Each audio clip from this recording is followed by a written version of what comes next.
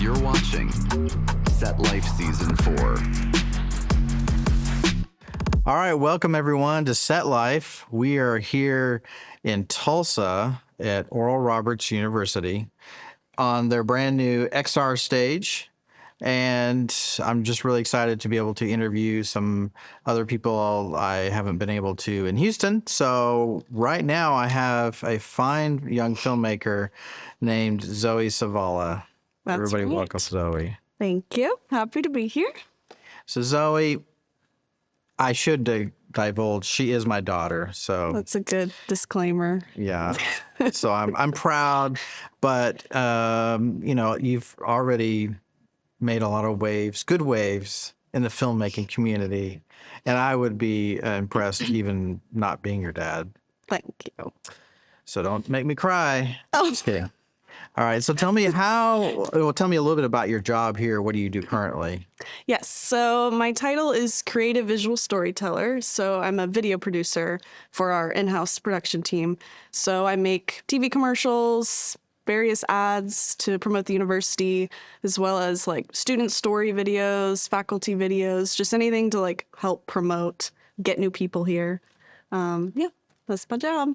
So your job is to get external eyes onto the university. That's right. You're The like top of the funnel. the top of the funnel. We know marketing Capture too, the right?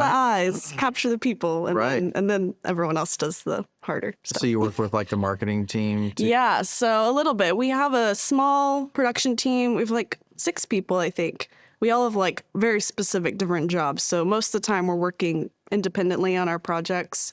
I'm the only person who my whole job is doing ads and commercials and story videos. So every now and then we will work with marketing to figure out what our new objectives are, what kind of things do we need to be advertising at different times of the year so we can plan out different campaigns and stuff like that. Very cool. So before we go back in time and see where it all started for Zoe, what is some of like what kind of gear are you using? Like nerd out a little bit. We are almost now fully Sony cameras. We used to, like when I first started, we were using C200s mostly. Now we rely on Sony A7S3s like pretty much every day. And then we have one FX6, which is awesome. That's my favorite. I love getting to use that anytime I can. And a lot of the shoots we do are very fast paced. So a lot of our gear is like kind of run and gun. We have it set up so we can kind of grab stuff and go. So we use Ronin, RS2, RS3 a lot of the time.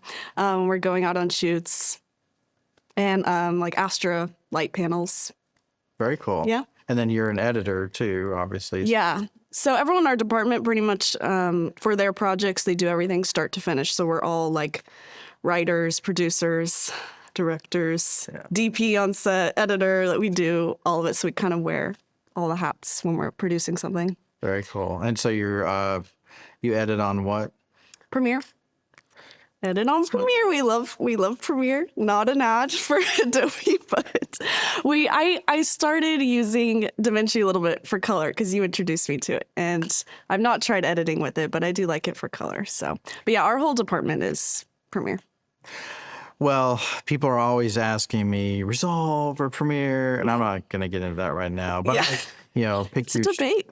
but it is something I'm always evaluating. I've used both for 12, 13 years, and so I use them concurrently. I just use them. One is for editing, Yeah. Premiere, one in Resolve. But Just use the tool that works for what you're doing. Yeah. I'm ready to jump full-fledged into Resolve if you won't be mad at me if I don't do it. I mean, all the YouTubers out there. Yeah, there's pressure. There's a lot of pressure. I'm like, okay. I mean, a lot of Hollywood's still using Avid. Like- I mean, People use Final Cut Pro. I'm not judging. yeah.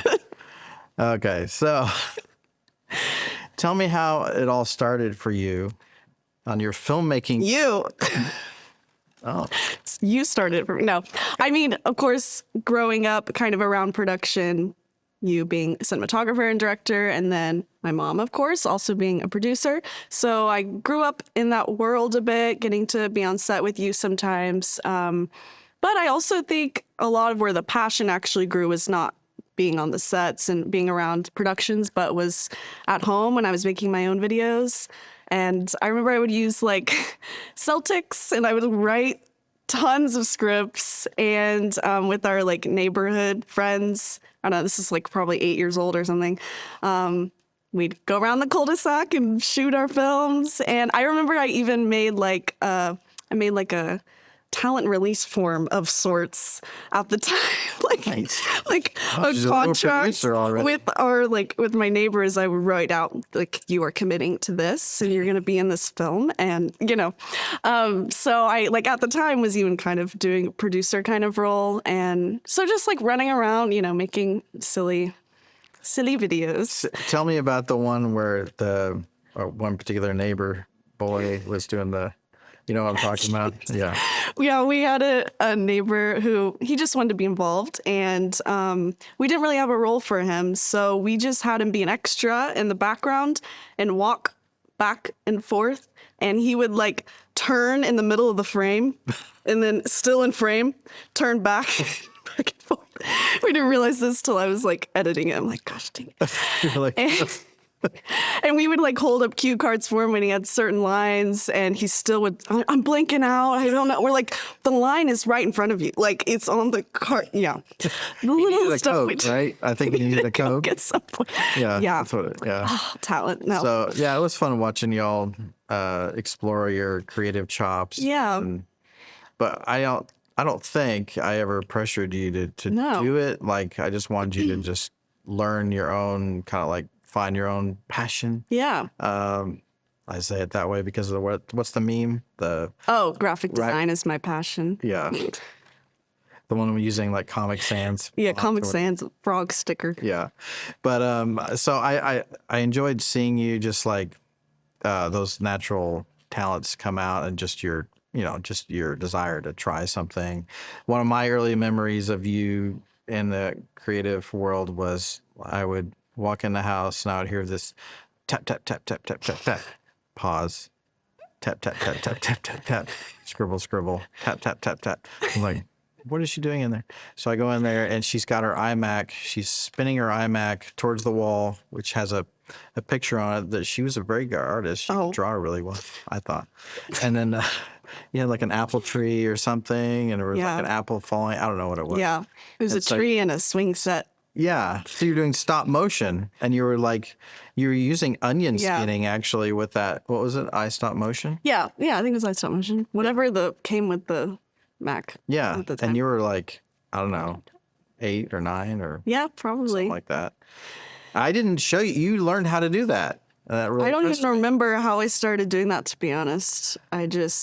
I was probably just playing around with apps on the computer, and I was like, ooh, I don't know what iStop motion is. Ooh, it does this. Okay, let me draw something. I'm like, she has a future career at Disney. Yeah. Or Stan Winston. Yeah. Yeah, just a lot of that, like, experimenting and trying random things. I think once I got into high school, that's where I really became more passionate about film. I was like a theater kid, growing up. So theater was like my main thing. But then in the church we were at in Houston, got really involved doing the broadcast there. And even with our youth team, they gave me the opportunity to lead a like news team. So like I produced all the announcements for our youth nights. And that was amazing experience. Like that's where I really was like, I really love doing this, because on a very small scale, it was like directing people on set where it's just like small room, green screen, I think maybe you did cameras sometimes. Yeah. And even just being in that small, like microcosm of a set, it was like just getting the experience to like direct people that were my friends helped me get really comfortable with it. It wasn't like I was in a high pressure scenario. It was like, this is very casual, but just learning to like how to work with people and direct them and do announcements. And then that's also where I learned like the bulk of editing, I think. Wow. Was editing those videos every month for. Was that on iMovie you started that, or Final Cut? Yeah. Okay. I learned, I did most of that Final Cut, and that's where I started learning motion graphics too, because I did it the really long manual way of keyframing everything I wanted to move. Like before I started trying After Effects, I Yes. learned it in Final Cut. So like high school, I feel like is where I really learned a lot outside of like school or anything, because I didn't take really media classes in high school. So Right. yeah. Right. Well, that's where it was interesting because you were just, yeah, I mean, you were in, you were doing in high school. What were you doing in? I actually was more on camera because Yeah. I did the like weekly news Oh, right. as a host. So I did Yeah. nothing with the production side. Yeah. Yeah. That's right. So, but at church, you were able to do the Church, editing. yeah. All I that. learned a lot That's cool. doing it. Yeah. So, and then going into, so just to pause so you didn't really think, oh, I want to be like this or that in film yet. No, I like wanted to do theater. I was like, oh, I'll probably major in drama when I go to college. Yeah. Because I really love doing theater. And I think that experience like helped me so much doing production because I know what it was like to be talents Right. and like what it's like to perform and be an actor. So even though I once I got to college, I was like, what was all that for? Like, why did I do so much theater and now I'm doing I majored in journalism and film. Like, what was the point? And then I realized like how helpful that actually was. That experience like helped me be a better director. Yeah. Helped me produce better, work with actors. So. Oh, in high school, I remember how even before that in junior high, I remember seeing you perform in front of, like at lunch hour, I came there to watch you do middle like school, this, yeah. in middle school, like this play. And I was like, who is this child? She has no fear, like projecting her lines in such a dramatic I'm such way. an introvert too, so Yes. like And I was don't like, know. whoa, she is going to be like, on stage or something. Yeah. So that's part of why I asked you here today, because I'm like, I know you have that in you too. Like, I know it was like on the camera. I've not been on the camera in a while. yeah. But you used to do all the little news reports too when you're, Yeah. what was her name?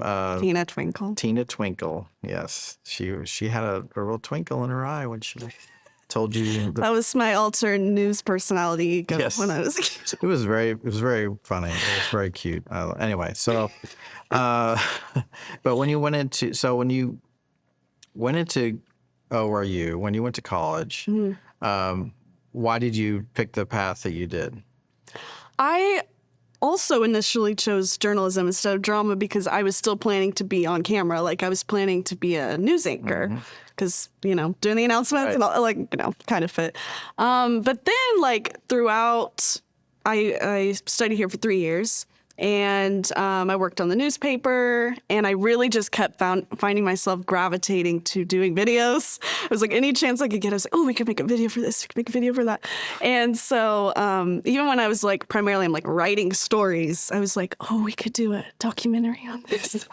So I just started making videos, and like extracurricularly, I took a few media classes that crossed over with journalism, but mostly it was just like outside of class, it just out of a passion for it. So then I kind of discovered I really want to make documentaries, and learning the journalism side, having the production experience helped me to craft like nonfiction stories, learning to interview and like put a story together that's like ethical and also like engaging for an audience. So I think that's kind of how I ended up going back into film while still utilizing that degree that I was getting.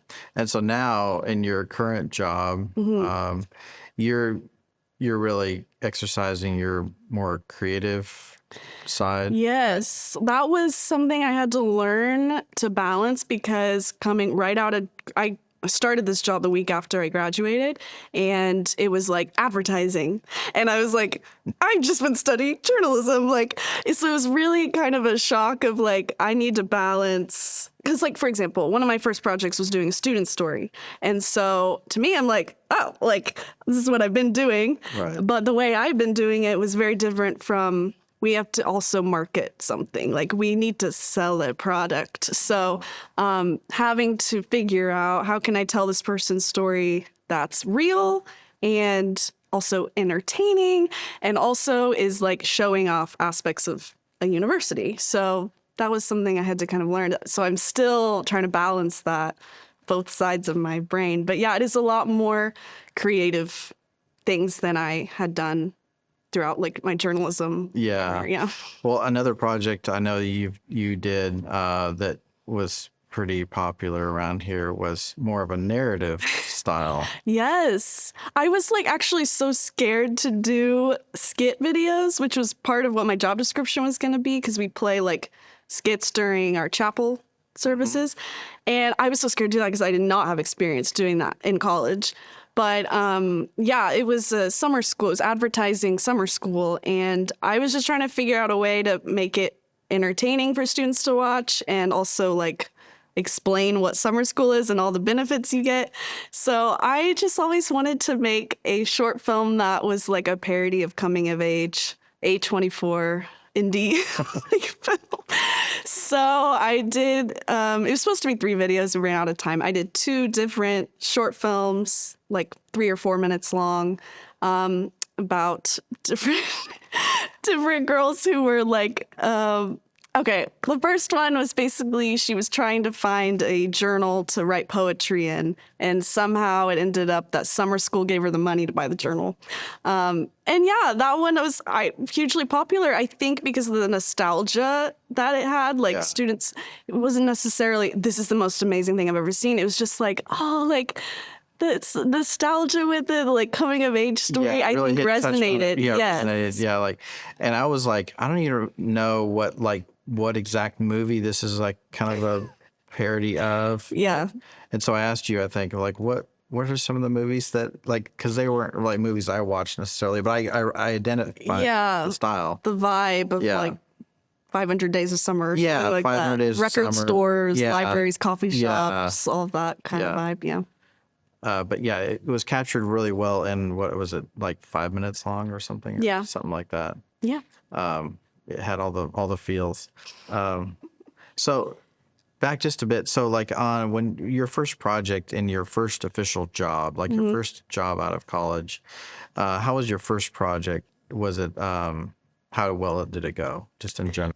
So the first project that I had was they wanted to create a series, 5 different videos highlighting the different learning outcomes for the university, which are these kind of umbrella terms for what you get when you're a student here. So it's like bold vision, personal resilience, global engagement, intellectual pursuit, spiritual integrity. I know it by heart now because of that series. So it was like a very creative project. That's pretty much the only direction I got was like make 5 videos, 30 seconds. Show us what these things are. And I went into it a very abstract, poetic way. Like I basically wrote poems about, I don't even know how to explain it. But I think the struggle I had was that I was too abstract, and I normally err on the side of being vague. And they were like, what? What are you saying? They're like, this is not explain what we do. So they really, it's art.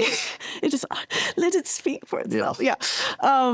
So I had to try to figure that out. Another challenge with it was that I was just stepping into this role. So like I was unfamiliar with all of our footage. Like I didn't know what we had.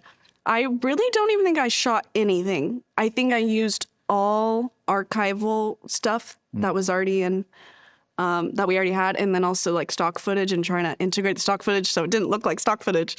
I think it turned out really well. Like they loved it. They said that they hadn't done something that unique in a really long time, which was nice to hear that there was something fresh to it.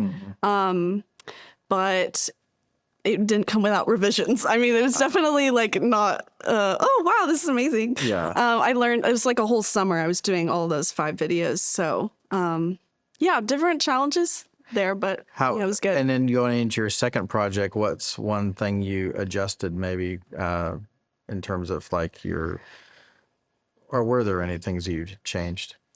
Well, I think the second project, or the next thing I kind of remember starting to do was more student stories. So it was like shifting gears. And that one was, again, kind of like, how do I balance telling this story and keeping it interesting and still true to this person and also hitting the points. Yes.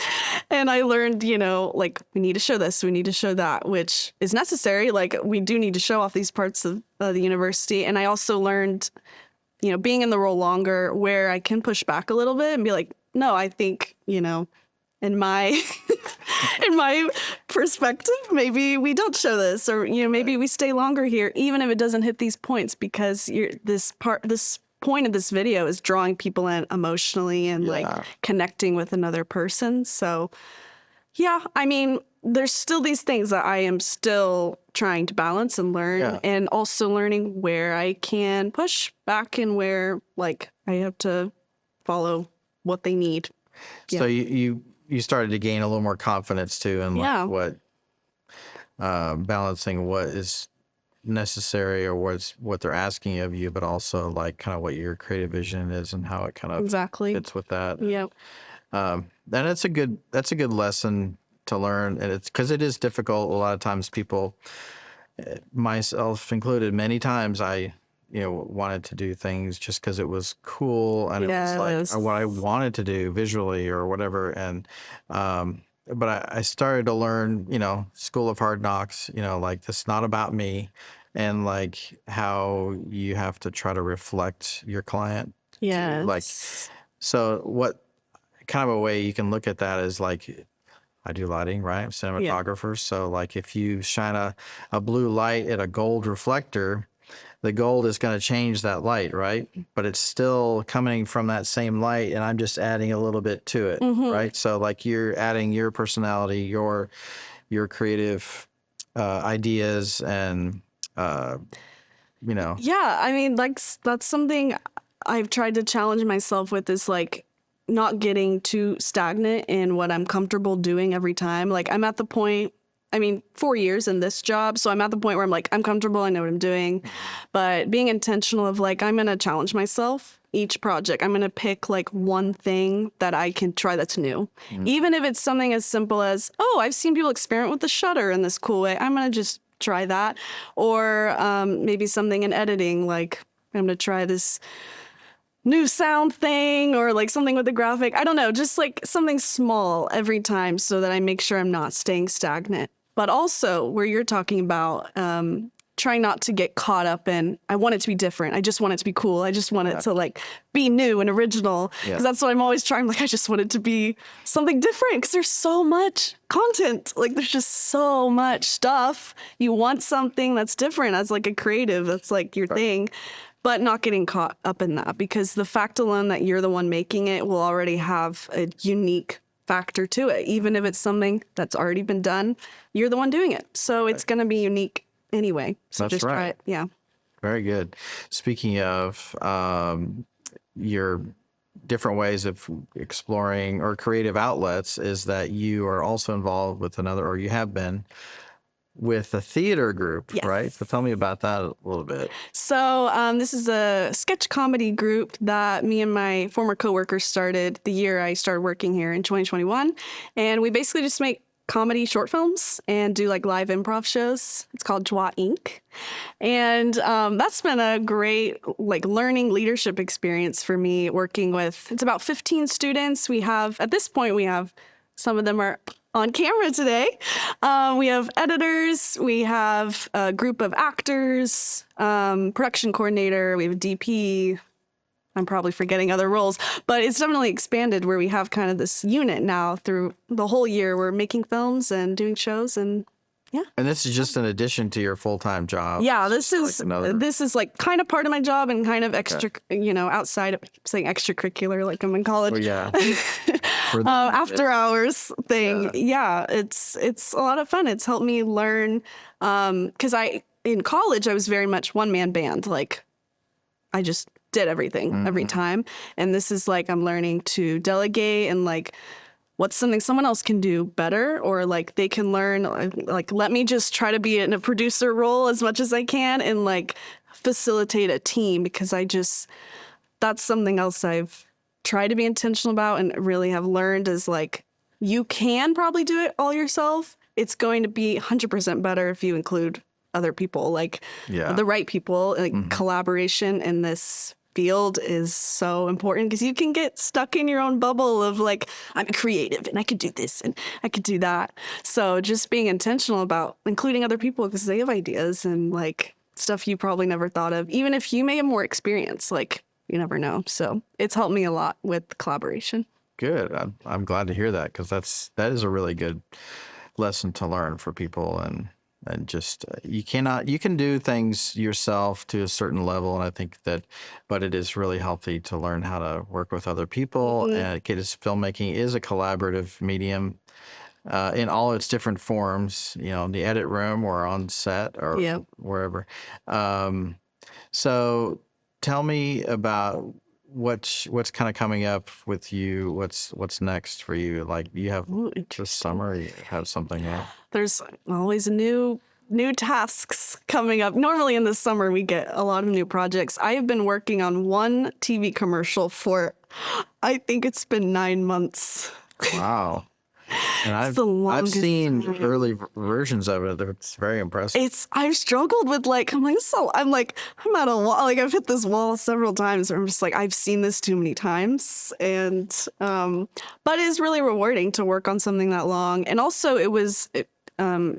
this doesn't happen often with the way our team works, but there's a lot more collaboration on this one. Like it was a big project we were tasked with. So it was like, we all are going to pitch in. Yeah. We had so many meetings, like going over the script, rewriting, coming up with ideas. So it's rewarding to be the person that gets lead it through and see it through while also having a lot more teamwork involved. So, but it's a long time to work on one thing. Well, been there and done that. Yes. I understand. And then you are going somewhere. You're traveling this summer somewhere, right? Yes, I should be going to Finland in June, which is fun.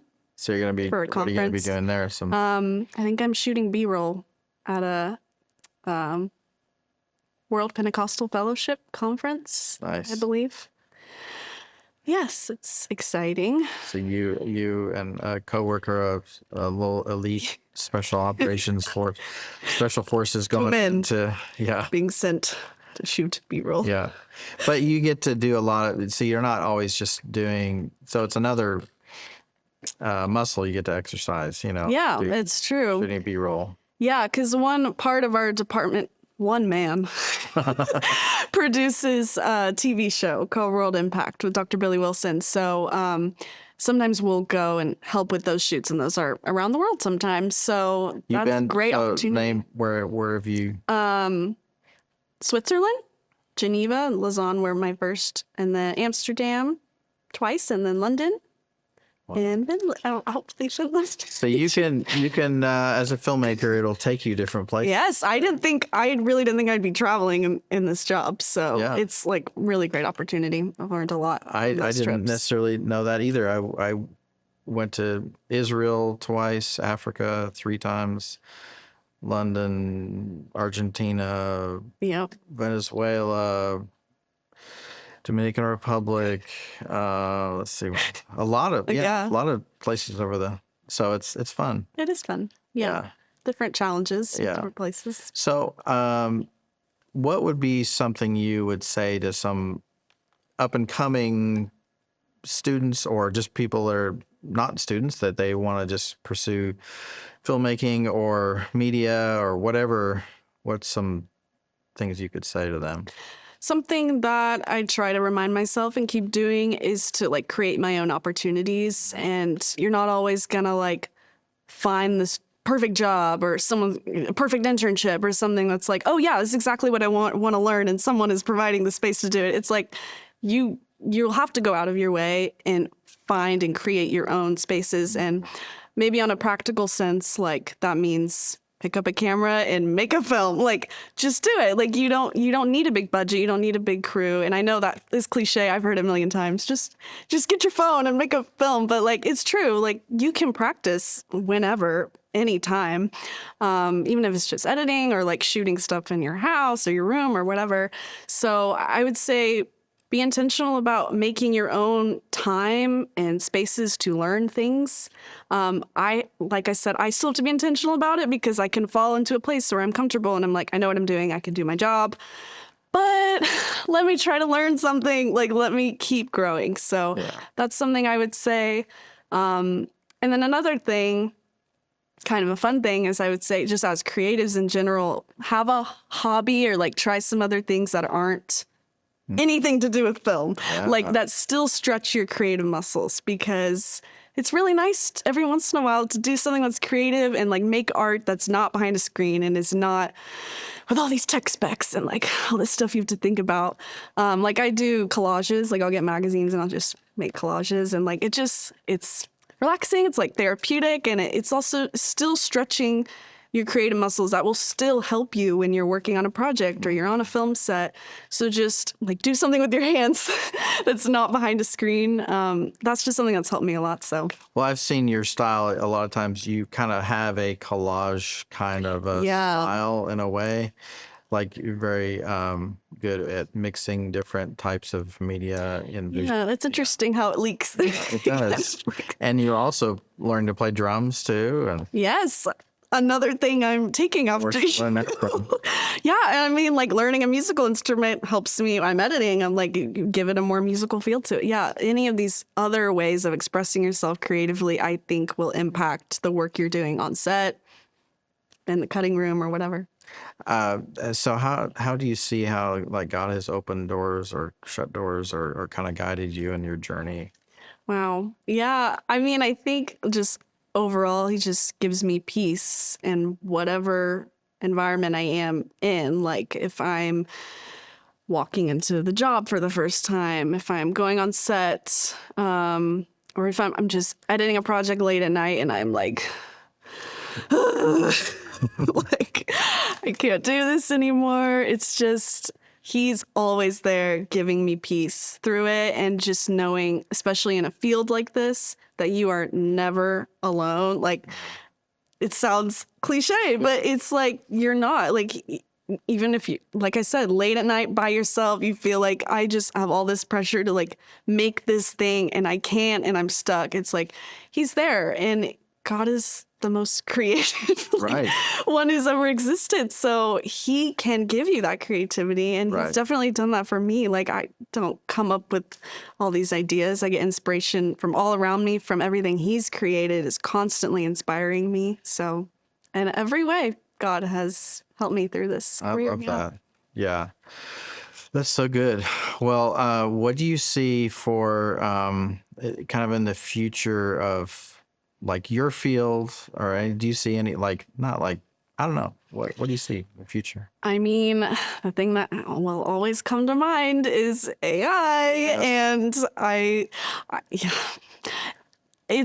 think for me, it's like that will obviously continue to grow. Like there's just no way around it. And it's not even what is AI going to be able to do? It's like, how am I going to balance using AI as a tool and not replacing my brain and my own creativity and having a robot do it? Like, so I just look at it more individually, because I'm not super like philosophical about the inner workings of how it affects everything. But yeah, I think AI, of course, and just content will continue to like exponentially grow. And it's already at that point where I'm like tired of hearing people say how tired they are of content. It's true. It's just like at that point where it's never ending. It's just, there's so much, and it can feel like everything's already been done. If it hasn't, AI's doing it right now. Like, so why keep trying? So that's what I have to remind myself is like I said, even if it's already been done, even if I have this idea I think is so distinct and original, I could see a Netflix trailer for it the next week and be like, oh, it's fine. I wasn't going to make that anyway. But I think that is a really interesting point, though, is that sometimes you feel like, is your project important? Is it gonna stick out? Will it be noticed? And I see it often where I'll think those things like, oh, well, somebody else has already kind of done that and better. But then there's something unique about how God created your voice and your talents. It's as unique as the sand on the beach, and the stars in the sky, and the hair on your head. Like you really are unique, and you don't know what they are. Like if you just look at, like, I don't think most people can be self-aware enough to know what those things are until that moment comes when you can be used, the right door, the right opportunity, God lines up for you, that you'll see, oh, this is, even with all the glut of material out there, there's definitely there's nothing that supersedes what God can do for you, and because He wants to reach the world with His message through you. So it's going to happen. That's So so as long true. as we're following the Lord and everything, and so Yeah, the timing of it. yeah. Like even I've had ideas before where I really wanted to do it on a specific project. It didn't work out, or I tried it and didn't work. And then like a year later, I'll be like, oh, this works perfectly for this. Yeah, It's like yeah. just a small example of like more on like God's timing level. Like Yeah. it will come back, or your unique voice can be used for something else, even if it falls through on whatever current thing you're working on. And sometimes you weren't ready maybe to create it to its completion in the way you saw it, but you used an element of it later, like you said, to complete something else. Okay, very good. So tell me, how can people reach you, find you, follow you? Instagram. Boom. That is it. Instagram at Sterlinzo. That's usually where I post How do you spell it? videos. Sterlinzo. Okay, we'll put it on the screen also. And website? Yeah, no. I don't think it's active at the moment. Okay, you're focused on other I things. did have one, but yeah, Instagram. I'll post stuff on there, and that one links to my motion graphics page too. Okay. Which I haven't posted on in 2 Follow years, but Sterling. Zoe. Sterling is her first name. Yeah. Zoe. I call her Zoe. I mushed but- them for Yeah, my username. Sterling. Yeah. So until next time, thanks for watching Set Life from the campus of Oral Roberts University in Tulsa, Oklahoma. This is Dan Rubottom and Zoe Savala saying, be creative.